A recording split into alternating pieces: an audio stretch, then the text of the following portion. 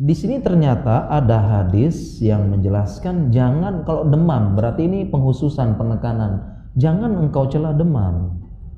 Ternyata Masya Allah, demam ini secara ilmu kedokteran bukan penyakit.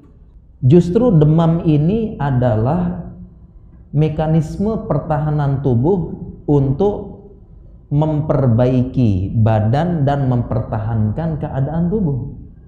Sehingga kita dapati dari beberapa tulisan-tulisan kedokteran dibahas manfaat demam secara medis.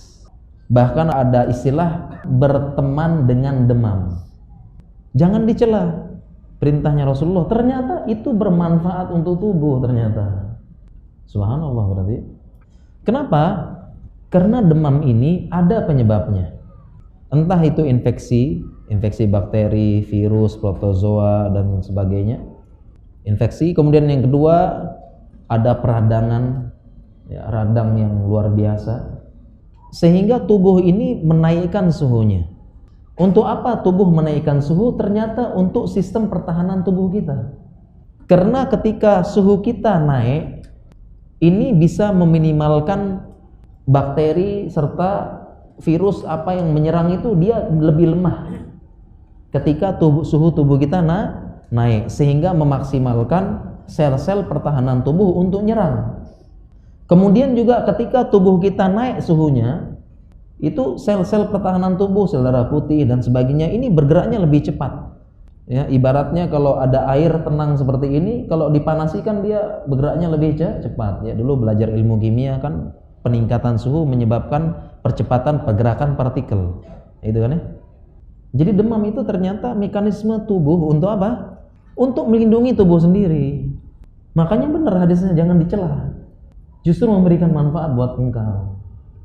Oleh karena itu, bagi ibu-ibu diperhatikan yang punya anak, bukan ibu-ibu saja ya, bapak-bapak juga punya anak, kecuali jomblo. Kalau anak-anaknya demam, panas badannya, jangan buru-buru diturunkan. Kita ukur suhunya dulu.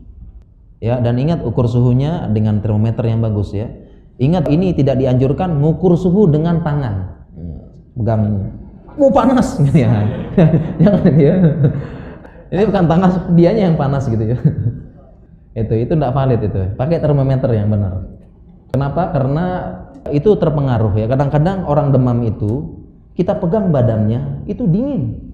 Tapi setelah kita pegang agak dalam-dalam sedikit, pegang ketiaknya, kemudian pegang bagian ininya, itu panas luar biasa. Jadi yang benar kita pakai termometer ya.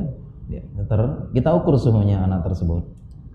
Apabila suhu anak tersebut tinggi ya, dan tingginya ada yang mengatakan 39 ke atas. Nah, ini sangat dianjurkan dia segera dibawa ke dokter ataupun diturunkan demam tersebut kalau 39 ke atas. Karena kalau sudah 39 ke atas atau 40 ada kemungkinan sebab demamnya adalah infeksi atau serangan bakteri atau virus yang harus segera ditangani.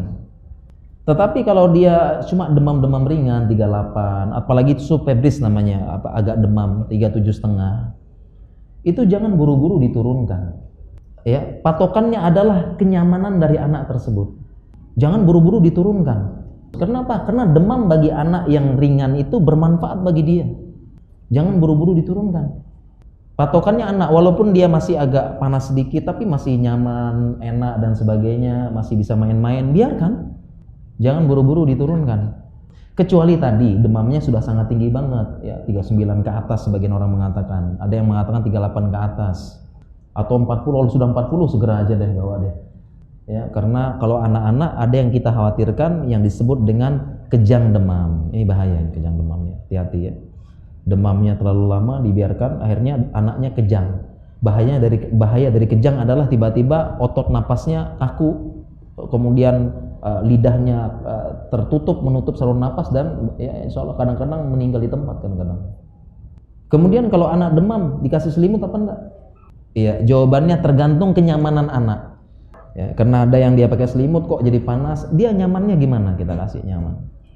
Ya, ada orang yang kalau demam harus terus selimutan, terus dia panas. Enggak, yang penting dia apa nyaman. Dan kita lihat suhunya tadi. Seperti itu. Jadi hadis menyebutkan jangan celah demam, bermanfaat ternyata, subhanallah. Ini benar nih.